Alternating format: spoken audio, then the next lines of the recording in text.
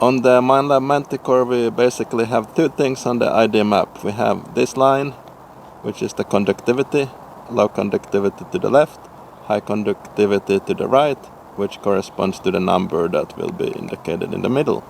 So let's try that first. Big bronze Roman coin. Big bronze is high conductor, so 87, 88 shows up bang on the middle of the line to the right. And the reason why it shows up there in the middle of the line and not up or down is because it has little ferrous content. So little iron in the coin. The more iron, the farther it will stray from the line. So it can have low conductivity with iron, it's gonna be here, here, or high conductivity with iron, gonna be up here or there. Let's do a small hammered silver coin.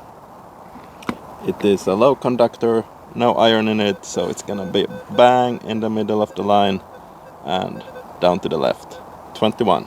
Scale is from 0 to 100, of course. Let's do something with a bit of iron in it. Steel nail, probably some kind of alloy. So this should not plot up on the line. No, instead it plots up far up there because it contains a lot of iron. Big iron object, very rusty, should also stray far from the line. Yes, it does.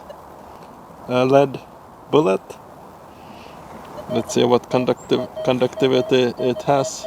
There! It strays a little bit from the line towards the down side, so it means that there's a little bit of ferrous material in it.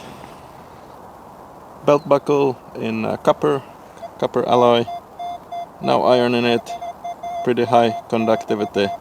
Boom! A gold ring with some silver inlay. Big gold ring plots up bang in the middle. And there you have it, 2D ID map explained on the Minelab Manticore.